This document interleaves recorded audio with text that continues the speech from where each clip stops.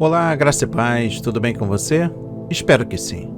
Estamos nos dirigindo para o 54º dia deste grande propósito em orações 60 dias para recomeçar. Um plano, um propósito de 60 dias projetado para ajudar você a começar. Melhor dizendo, recomeçar seu relacionamento com Jesus. Você fará 3 coisas todos os dias: encontrar-se com Jesus através dos evangelhos, ler nas epístolas como seus seguidores viviam a sua mensagem e aumentará sua intimidade com Ele através da oração. E hoje trago para a leitura os livros de Atos, capítulo 15 e 16, e o livro 2 de Coríntios, capítulo 11, 12 e 13. Antes de iniciarmos, mais uma vez trago um lembrete importante para a sua vida. Vá para o local secreto, tenha em mãos a sua Bíblia, um caderno de anotação e uma caneta. Se conecte na palavra, pois Deus irá tocar profundamente o seu coração. Para a honra e a glória do Senhor, a minha irmã Fabíola Ribeiro, de São Paulo, estará lendo os livros. Vamos para a leitura no livro de Atos, capítulo 15. Em Atos 15 diz assim: Então alguns que tinham nascido na Judéia ensinavam assim os irmãos: Se vos não circuncidardes conforme o uso de Moisés, não podeis salvar-vos. Tendo tido Paulo e Barnabé não pequena discussão e contenda contra eles, resolveu-se que Paulo e Barnabé e alguns dentre eles subissem a Jerusalém, aos apóstolos e aos anciãos, sobre aquela questão. E eles, sendo acompanhados pela igreja, passavam pela Fenícia e por Samaria, contando a conversão dos gentios, e davam grande alegria a todos os irmãos. E quando chegaram a Jerusalém, foram recebidos pela igreja e pelos apóstolos e anciãos, e lhes anunciaram quão grandes coisas Deus tinha feito com eles. Alguns, porém, da seita dos fariseus, que tinham crido, se levantaram, dizendo que era mister circuncidá-los e mandar-lhes que guardassem a lei de Moisés. Congregaram-se, pois, os apóstolos e os anciãos para considerar este assunto, e, havendo grande contenda, levantou-se Pedro e disse-lhes: Varões, irmãos, bem sabeis que já há muito tempo Deus me elegeu dentre vós para que os gentios ouvissem da minha boca a palavra do Evangelho e crescem. E Deus, que conhece os corações, lhes deu testemunho, dando-lhes o Espírito Santo, assim como também a nós. E não fez diferença alguma entre eles, e nós purificando os seus corações pela fé. Agora, pois, por que tentais a Deus, pondo sobre a cerviz dos discípulos um jugo que nem nossos pais nem nós pudemos suportar? Mas cremos que seremos salvos pela graça do Senhor Jesus Cristo, como eles também. Então toda a multidão se calou e escutava a Barnabé e a Paulo, que contavam quão grandes sinais e prodígios Deus havia feito por meio deles entre os gentios. E havendo-se eles calado, tomou Tiago a palavra, dizendo: Varões irmãos, ouve-me. Simão relatou como primeiramente Deus visitou os gentios para tomar deles um povo para o seu nome. E com isso concordam as palavras dos profetas, como está escrito: Depois disto voltarei e reedificarei o tabernáculo de Davi, que está caído. Levantá-lo-ei das suas ruínas e tomarei a edificá-lo, para que o resto dos homens busque ao Senhor, e todos os gentios sobre os quais o meu nome é invocado, diz o Senhor, que faz todas essas coisas, que são conhecidas desde toda a eternidade, pelo que julgo que não se deve perturbar aqueles dentre os gentios que se convertem a Deus, mas escrever-lhes que se abstenham das contaminações dos ídolos, da prostituição, do que é sufocado e do sangue. Porque Moisés, desde os tempos antigos, tem em cada cidade quem o pregue, e cada sábado é lido nas sinagogas. Então pareceu bem aos apóstolos e aos anciãos, com toda a igreja, eleger varões dentre eles, e enviá-los com Paulo e Barnabé a Antioquia, a saber, Judas, chamado Barsabás, e Silas, varões distintos entre os irmãos, e por intermédio deles escreveram o seguinte: os apóstolos e os anciãos e os irmãos aos irmãos dentre os gentios que estão em Antioquia e Síria e Cilícia, saúde. Porquanto ouvimos que alguns que saíram dentre vós vos perturbaram com palavras e transformaram as vossas almas, não lhes tendo nós dado mandamento. Pareceu-nos bem reunidos concordemente eleger alguns varões e enviá-los com os nossos amados Barnabé e Paulo, homens que já expuseram as suas vidas pelo nome de nosso Senhor Jesus Cristo. Enviamos, portanto, Judas e Silas, os quais de boca vos anunciarão também o mesmo. Na verdade, pareceu bem ao Espírito Santo e a nós não vos impor mais encargo algum, senão estas coisas necessárias, que vos abstenhais das coisas sacrificadas aos ídolos, e do sangue, e da carne sufocada, e da fornicação, das quais coisas fazeis bem que vos guardardes. Fazeis bem se vos guardardes. Bem vos vá. Tendo-se eles então despedido, partiram para Antioquia, e ajuntando a multidão, entregaram a carta, e quando a leram, alegraram-se pela exortação.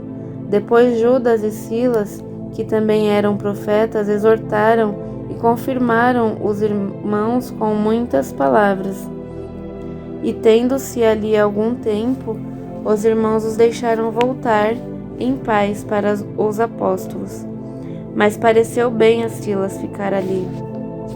E Paulo e Barnabé ficaram em Antioquia, ensinando e pregando com muitos outros a palavra do Senhor. E alguns dias depois disse Paulo a Barnabé: tornemos a visitar nossos irmãos por todas as cidades em que já anunciamos a palavra do Senhor, para ver como estão. E Barnabé aconselhava que tomassem consigo a João, chamado Marcos, mas a Paulo parecia razoável que não tomassem consigo aquele que desde Panfilha se tinha apartado deles, e não os acompanhou naquela obra. E tal contenda houve entre eles, que se apartaram um do outro. Barnabé, levando consigo a Marcos, navegou para Chipre. Amém, e graças a Deus. No capítulo 15 destaca o versículo 8. Deus que conhece os corações. O conhecimento que Deus tinha dos corações dos gentios, isto é, de Cornélio e dos seus familiares, diz respeito à fé salvífica que ele viu neles. Deus deu testemunho da autenticidade da fé que tinham. Ponto número 1. Ao purificar seus corações mediante a obra interior da regeneração pelo Espírito Santo. E, ponto número 2, ao batizá-los no Espírito Santo, imediatamente como sinal acompanhante de falar em línguas. No versículo 11 destaco: pela graça do Senhor Jesus Cristo. A questão essencial da Conferência de Jerusalém era se a circuncisão e a obediência à lei de Moisés eram necessárias à salvação em Cristo. Os representantes que se reuniram ali chegaram à conclusão de que os gentios eram salvos pela graça do Senhor Jesus, que lhes perdoara os pecados e deles fizera novas criaturas. A graça é concedida a pessoas que se arrependem do pecado e crê em Cristo como Senhor e Salvador. Essa receptividade à graça de Deus capacita a pessoa a receber o poder de tornar-se filho de Deus.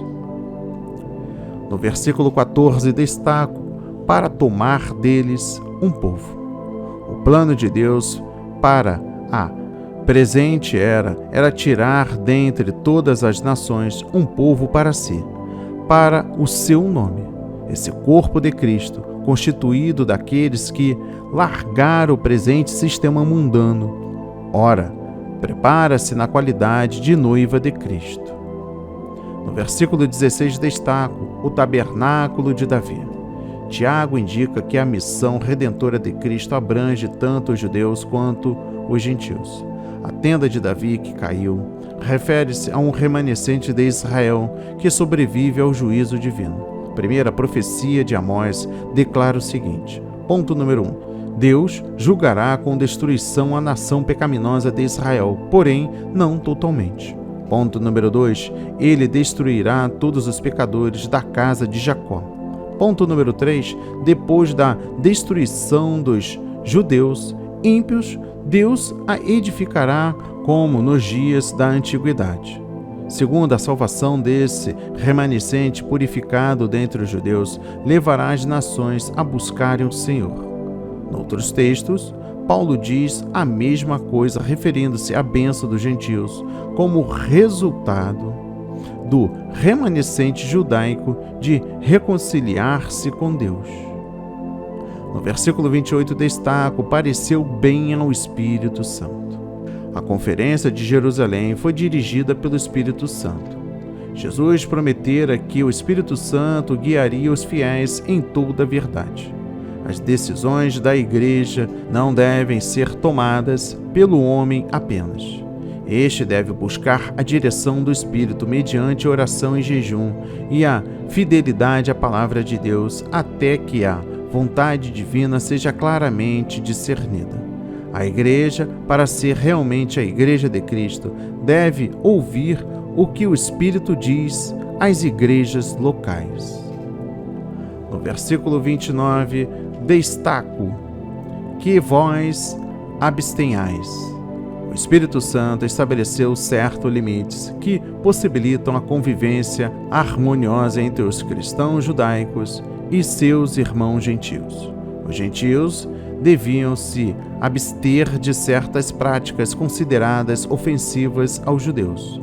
Uma das maneiras de medir a maturidade do cristão é ver a sua disposição de refrear-se das práticas que certos cristãos consideraram certas e outros consideraram erradas. Vamos para a leitura no livro de Atos, capítulo 16. Em Atos 16 diz assim: E chegou a Derbe e Listra, e eis que estava ali um certo discípulo por nome Timóteo, filho de uma judia que era crente, mas de pai grego, do qual davam bom testemunhos os irmãos que estavam em Listra e em Icônio.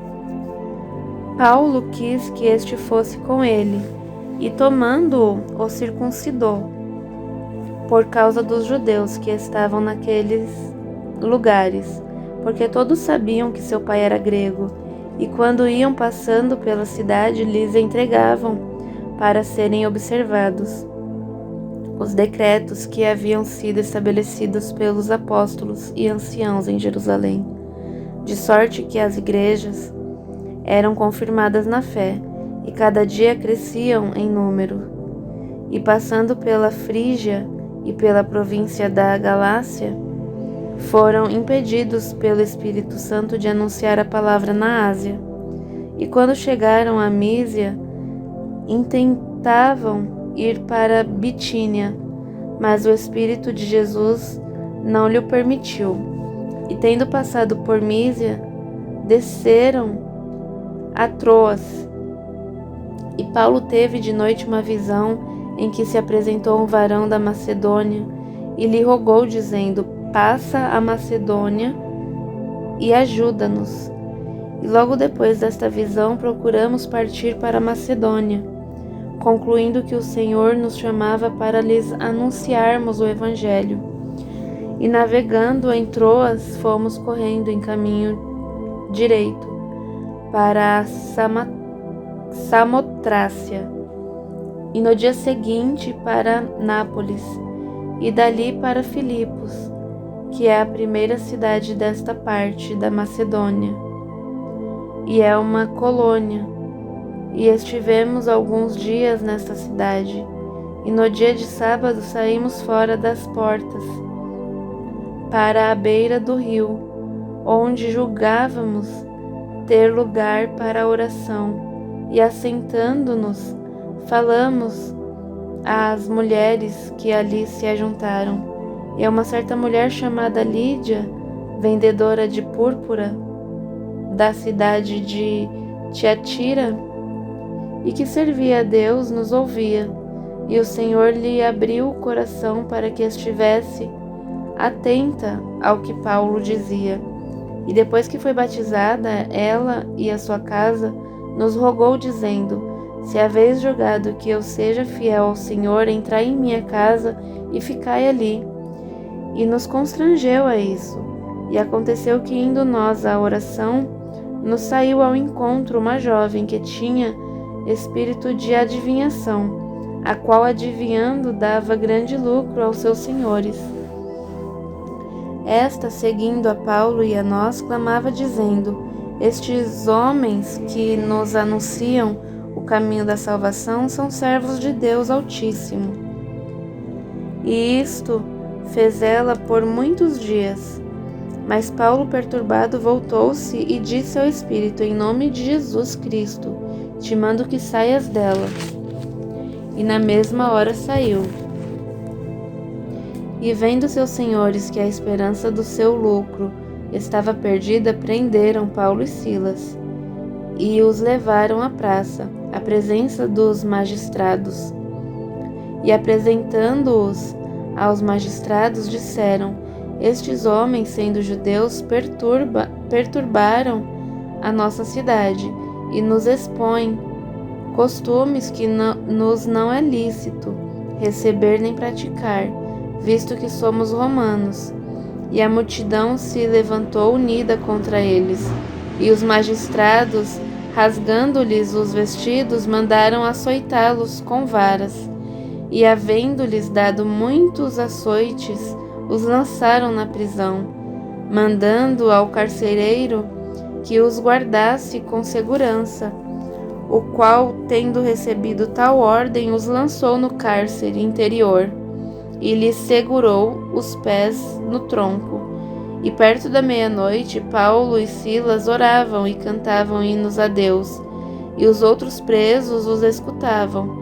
E de repente sobreveio um tão grande terremoto que os alicerces do cárcere se moveram, e logo se abriram todas as portas, e foram soltas as prisões de todos.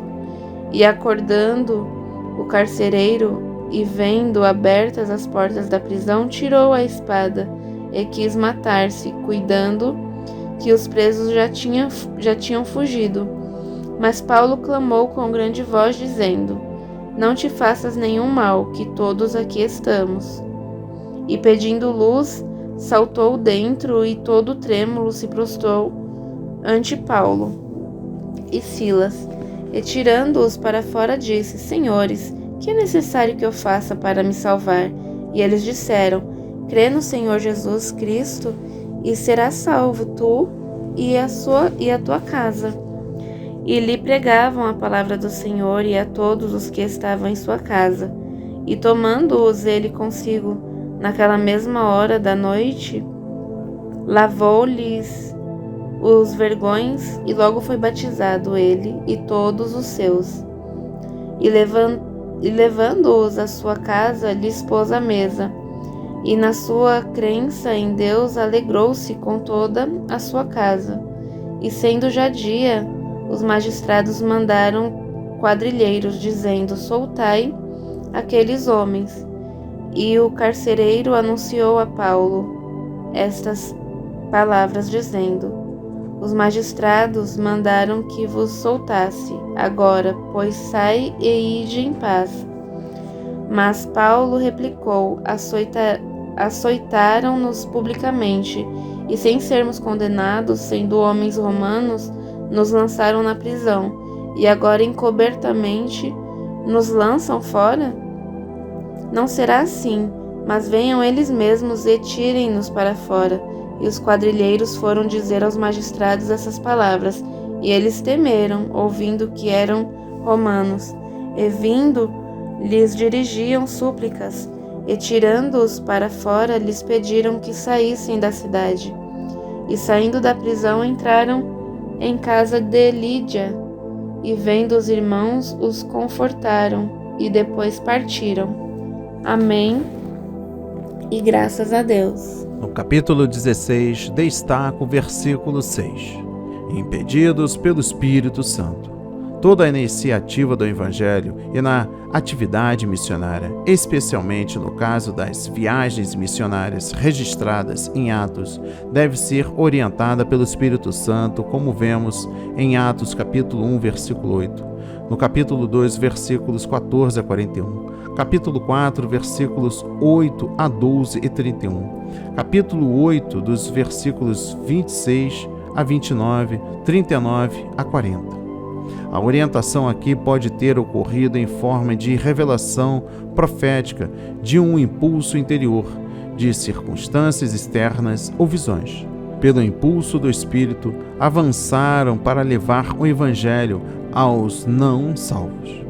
Quando o Espírito os impedia de ir numa direção, iam noutra, confiando nele para aprovar ou desaprovar seus planos de viagem. No versículo 16, destaca o espírito de adivinhação. As expressões vocais demoníacas da jovem escrava era considerada a voz de um Deus, esse Deus minúsculo. Por isso, os serviços dela como adivinha eram muito procurados, dando grande lucro aos seus donos. Através de Paulo, Cristo demonstrou aqui mais uma vez seu poder sobre o império do mal. No versículo 23 destaco, havendo-lhes dado muitos açoites. A lei judaica sobre castigo por açoites prescrevia até 40 açoites para o culpado, dependendo do juiz. O costume judaico era usar um chicote com 3 a 5 tiras de couro presas a um cabo curto.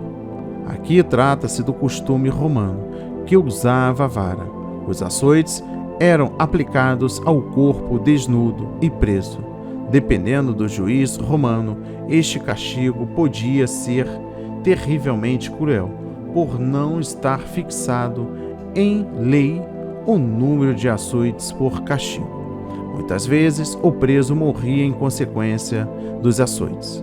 Os açoites de Paulo, em 2 Coríntios capítulo 11, versículos 24 e 25, abrangem tanto o açoitamento judaico, recebido dos judeus, como o romano, fui açoitado com varas. Em 2 Coríntios capítulo 11, versículo 24, vemos a crueldade dos judeus contra Paulo nesse tipo de castigo. Dava-lhe 39 açoites, para que pudessem depois aplicar-lhe idêntico castigo, uma vez que a lei mosaica limitava a 40 o total de açoites. Certamente foi nas sinagogas que Paulo mais sofreu o açoitamento dos judeus, pois ele costumava frequentá-las para pregar a Cristo. Os judeus não tinham autoridade para decretar pena de morte por estarem sob domínio romano, mas podiam castigar. No versículo 25 destaca: oravam e cantavam hinos.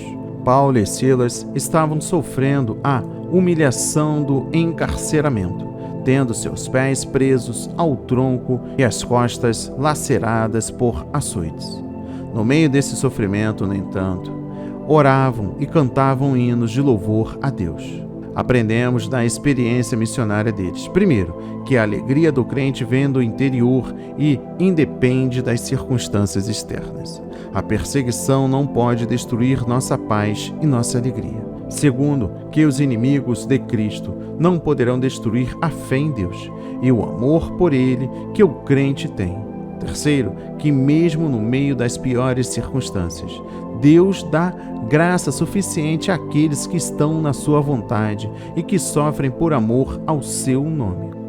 Quarto, que sobre aqueles que sofrem por amor ao nome de Cristo, repousa o Espírito da glória de Deus. No versículo 26 destaco: foram soltas as prisões de todos. Por todo o livro de Atos, Lucas enfatiza que nada pode impedir o avanço do Evangelho de Cristo quando propagado por crentes fiéis. Em Filipos, Deus interveio e Paulo e Silas foram libertos por um terremoto enviado por ele. O resultado foi um maior progresso do Evangelho, destacando-se a salvação do cativeiro e de todos os seus familiares. E por fim, o versículo 30 destaco que é necessário que eu faça para me salvar. Esta é a pergunta mais importante que alguém pode fazer. A resposta dos apóstolos é: crer no Senhor Jesus Cristo. Primeiro, crer no Senhor Jesus é achegarmos-nos a Ele como o nosso vivo e divino Redentor, nosso Salvador da condenação eterna e o Senhor da nossa vida. É crer que Ele é o Filho de Deus enviado pelo Pai e que tudo quanto Ele é verdadeiro e final para a nossa vida. É crer que Ele perdoa os nossos pecados, torna-nos seus filhos, dai-nos Espírito Santo e está sempre presente conosco para nos ajudar, guiar, consolar e nos levar até o céu. Segundo, a fé salvífica é muito mais do que crer em verdades a respeito de Cristo. Ela nos aproxima dele, faz-nos permanecer nele e entregar-lhe nossa vida conturbada na confiança de que ele, sua palavra e o Espírito Santo, nos conduzirão através desta vida, a gloriosa presença do Pai. Vamos para a leitura no livro 2 de Coríntios, capítulo 11. Em 2 Coríntios 11 diz assim: Oxalá me suportasseis um pouco na minha loucura, suportai-me, porém, ainda, porque estou zeloso de vós com zelo de Deus, porque vos tenho preparado para vos apresentar como uma virgem pura a um marido, a saber, a Cristo. Mas temo que, assim como a serpente enganou Eva com a sua astúcia, assim também sejam de alguma sorte corrompidos os vossos sentidos e se apartem da simplicidade que há em Cristo. Porque se alguém for pregar-vos outro Jesus que nós não temos pregado, ou se recebeis outro Espírito que não recebestes, ou outro Evangelho que não abraçastes, com razão sofrereis, porque penso que em nada fui inferior aos mais excelentes apóstolos. E se sou rude na palavra, não sou contudo na ciência, mas também em tudo nós temos feito conhecer totalmente entre vós. Pequei porventura, humilhando-me a mim mesmo, para que vós fosseis exaltados, porque de graça vos anunciei o Evangelho de Deus? Outras igrejas despojei eu para vos servir, recebendo delas salário. E quando estava presente convosco e tinha necessidade, a ninguém fui pesado, porque os irmãos que vieram da Macedônia supriram a minha necessidade, e em tudo me guardei de vós. Me guardei de vos ser pesado, e ainda me guardarei, como a verdade de Cristo está em mim. Esta glória não me será impedida nas regiões da Acaia. Por quê? Porque vos não amo. Deus o sabe, mas o que eu faço farei para cortar ocasião aos que buscam ocasião, a fim de que naquilo em que se gloriam sejam achados, assim como nós, porque tais falsos apóstolos são obreiros fraudulentos, transfigurando-se em apóstolos de Cristo. E não é maravilha, porque o próprio Satanás se transfigura em anjo de luz, mas é muito, pois que os seus ministros se transfigurem em ministros da justiça, o fim dos quais será conforme as suas obras. Outra vez digo, ninguém me julgue insensato, ou então recebei-me como insensato, para que também me glorie um pouco. O que digo, não o digo segundo o Senhor, mas como por loucura nesta confiança de gloriar-me, pois que muitos se gloriam segundo a carne. Eu também me gloriarei, porque sendo vós sensatos de boa mente, tolerais os insensatos, pois sois sofredores de alguém. Se alguém vos põe em servidão, se alguém vos devora, se alguém vos apanha, se alguém se exalta, se alguém vos fere no rosto, envergonhado o digo, como se nós fôssemos fracos. Mas no que qualquer tem ousadia, com insensatez falo, também eu tenho ousadia. São hebreus? Também eu são israelitas? Também eu são descendência de Abraão? Também eu. São ministros de Cristo? Falo como fora de mim. Eu ainda mais em trabalhos, muito mais em açoites, mais do que eles, em prisões, muito mais, em perigo de morte, muitas vezes.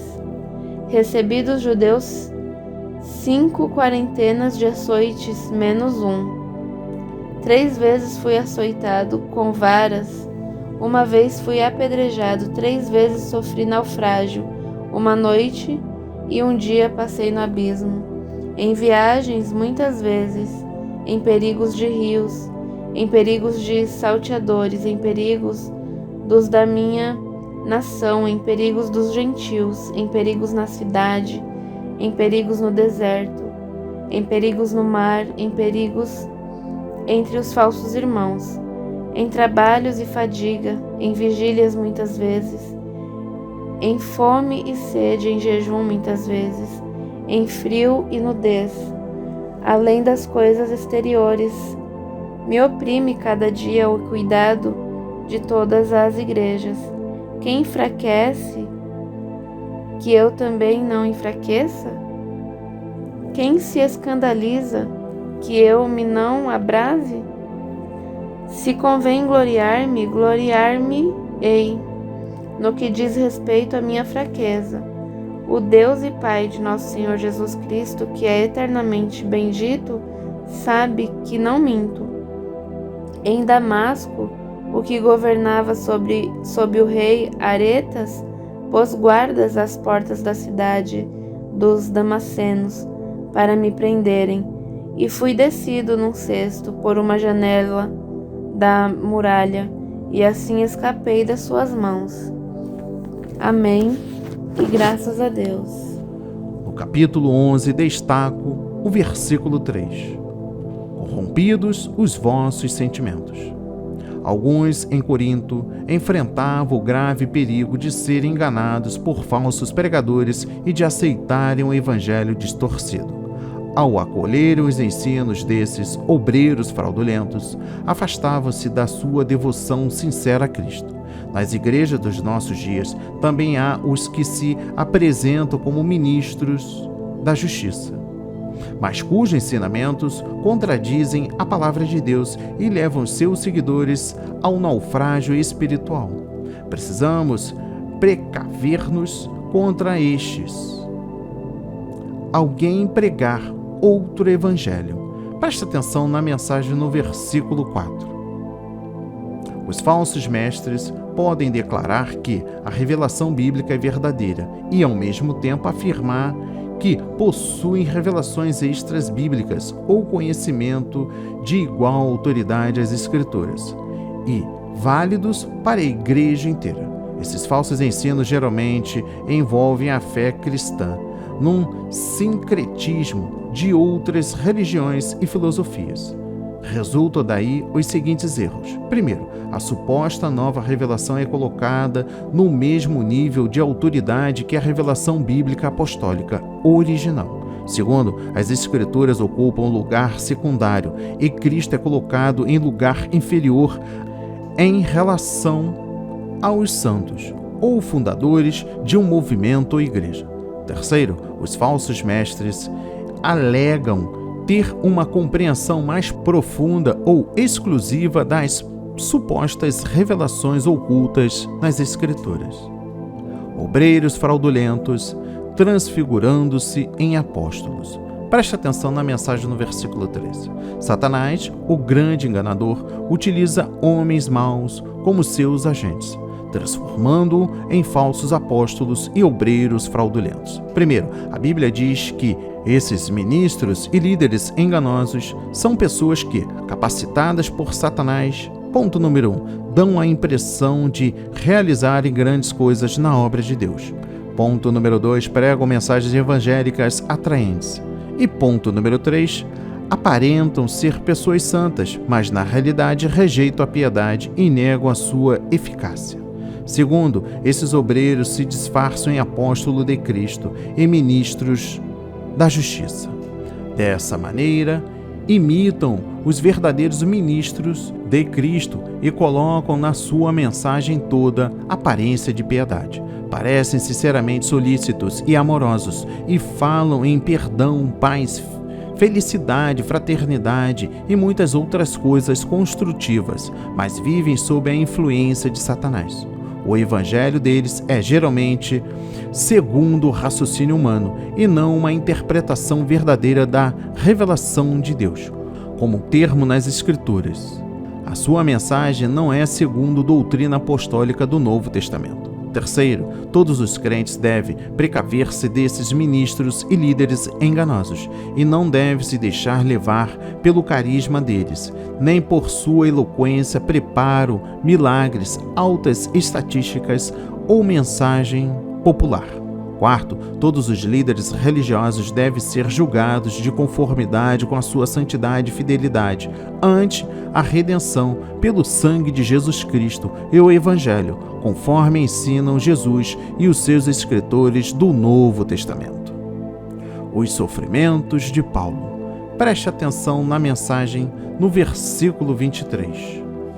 O Espírito Santo, através da palavra de Paulo, revela-nos a angústia e o sofrimento de uma pessoa totalmente dedicada a Cristo, a sua palavra e a causa em prol da qual ele morreu. Paulo comungava com os sentimentos de Deus e vivia em sintonia com o coração e os sofrimentos de Cristo. Segue-se 20 formas de participação de Paulo no sofrimento de Cristo. Ela fala em, primeiro, muitas tribulações enfrentadas ao servir a Deus. Segundo, sua aflição no espírito por causa do pecado dominante na sociedade. Terceiro, servir ao Senhor com lágrimas. Quarto, advertir a igreja noite e dia com lágrimas, durante um período de 3 anos, por causa da perdição das almas, pela distorção do Evangelho, por falsos mestres, contrário à fé bíblica apostólica. Quinto, sua grande tristeza ao separar-se dos crentes amados e o seu pesar diante da tristeza deles. Sexto, a grande tristeza e contínua dor no seu coração por causa da recusa dos seus patrícios em aceitarem o Evangelho de Cristo. Sétimo, as muitas provações e aflições que lhe advieram por causa do seu trabalho para Cristo. Oitavo, seu pesar e angústia de espírito por causa do pecado tolerado dentro da igreja. Nono, sua muita tribulação e angústia do coração ao escrever àqueles que abandonavam a Cristo e ao Evangelho verdadeiro. Décimo, seus gemidos por causa do desejo de estar com Cristo e livre do pecado e das preocupações deste mundo. 11º, suas tribulações por fora e por dentro por causa de seu compromisso com a pureza moral e doutrinária da Igreja. 12º, o cuidado que oprimia cada dia por causa do seu zelo por todas as igrejas. 13º, o desgosto consumidor que sentia quando um cristão passava a viver em pecado. 14º, o desgosto de proferir um anátema sobre aqueles que pregavam outro evangelho, diferente daquele revelado no Novo Testamento. 15º, suas dores de parto, para restaurar os que caíam da graça. 16º, seu choro por causa dos inimigos da cruz de Cristo. 17º, sua aflição e necessidade, pensando naqueles que podiam decair da fé. 18º, suas perseguições por causa da sua paixão pela justiça e pela piedade. 19º, sua lastimável condição ao ser abandonado pelos crentes da Ásia. E 20º, seu apelo angustiado a Timóteo para que este guarde fielmente a fé genuína ante a apostasia vindoura. Vamos para a leitura no livro 2 de Coríntios, capítulo 12.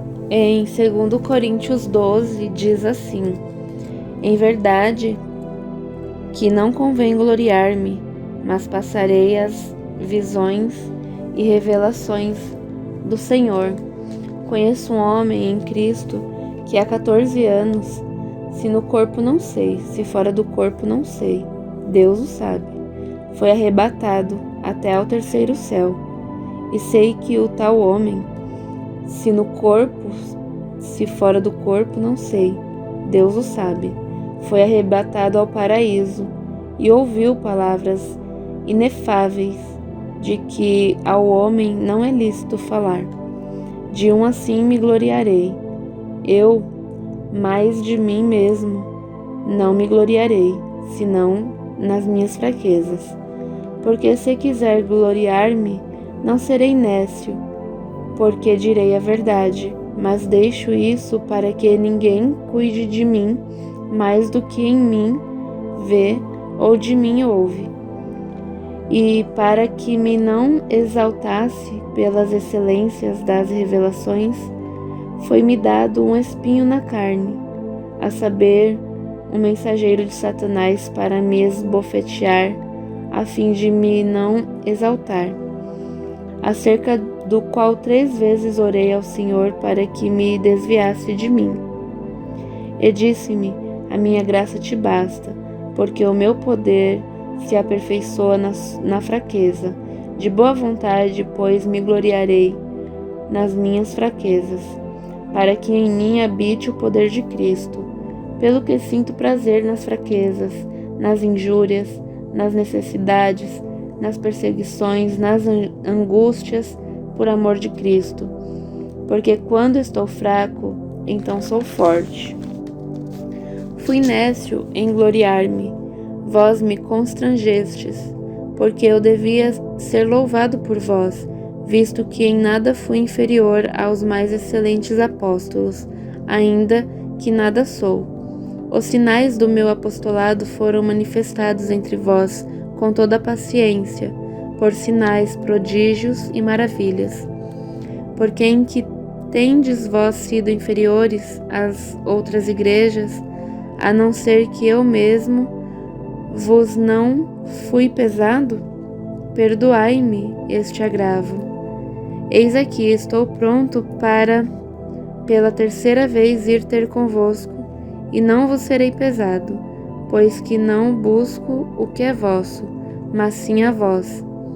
Porque não devem os filhos entesourar para os pais, mas os pais para os filhos. Eu de muito boa vontade gastarei e me deixarei gastar pelas vossas almas, ainda que amando-vos cada vez mais seja menos amado. Mas seja assim. Eu não vos fui pesado, mas sendo astuto, vos tomei com dolo, porventura aproveitei-me de vós por algum daqueles que vos enviei? Roguei a Tito e enviei com ele um irmão.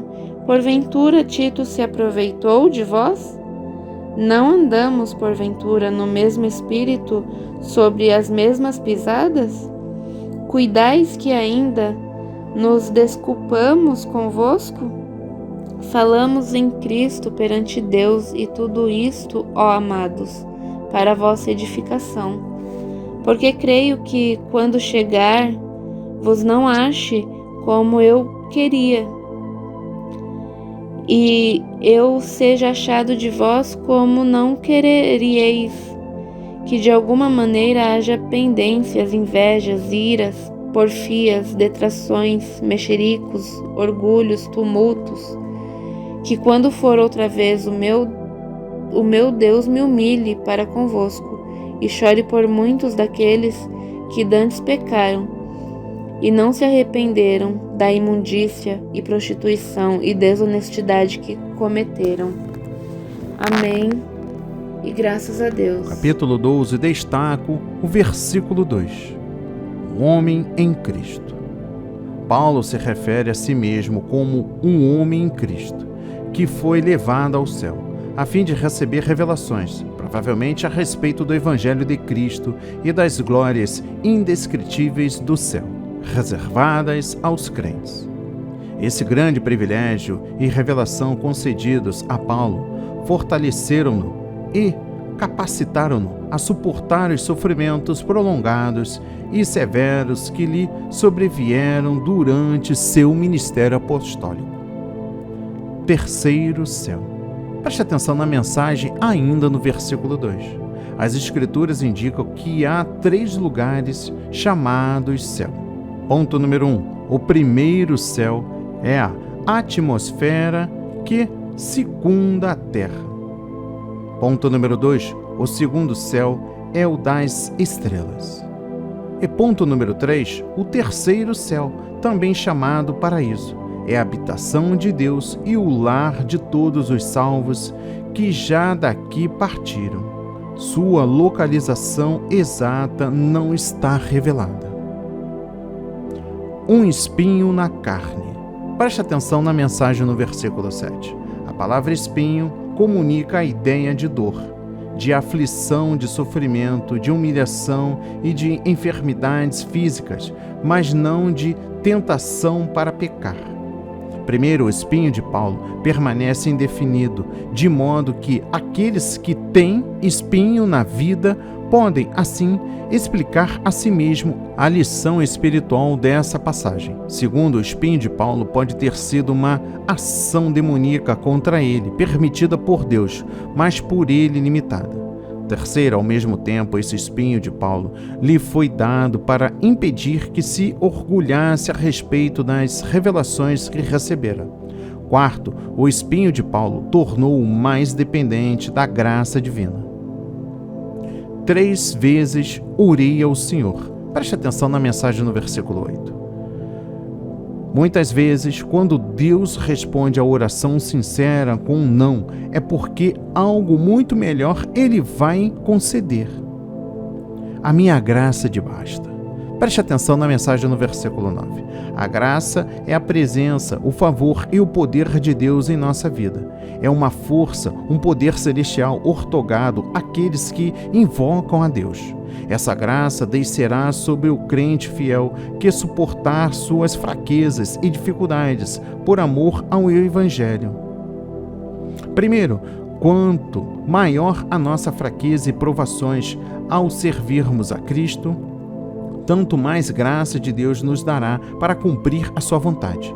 Aquilo que Ele nos ortoga é sempre suficiente para vivermos nossa vida diária, para trabalharmos por Ele e para suportarmos nossos sofrimentos e espinho na carne. Enquanto estivermos perto de Cristo, Ele nos outorgará a sua força celestial. Segundo, devemos gloriar-nos em nossas fraquezas e ver nelas valor eterno, porque elas fazem com que o poder de Cristo desça sobre nós e habite em nós, à medida que avançamos nesta vida em direção ao nosso lar celestial. Gastarei e me deixarei gastar pelas vossas almas.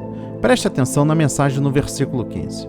O espírito de Paulo, de amor devotado àqueles a quem ele procura ajudar, é um exemplo para todos os pastores, professores, missionários e obreiros em geral.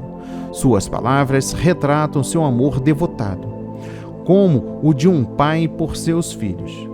É um amor que o levara a gastar-se até o fim, para o bem dos outros, um amor que não pensa em si, mas que demonstra genuína solicitude àqueles que estão sob seus cuidados. Paulo não quer nada em troca, contanto que seus corações estejam voltados para Cristo.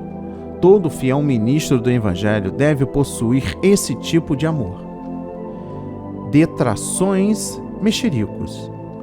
Preste atenção na mensagem no versículo 20. A Bíblia condena os pecados da língua que prejudicam o próximo, como sendo ofensas graves contra a lei cristã do amor.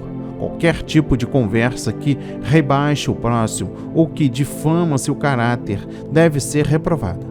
A conversa ou menção de delitos do próximo devem ser feitos somente com o motivo sincero de ajudar tal pessoa ou de proteger os outros e o reino de Deus.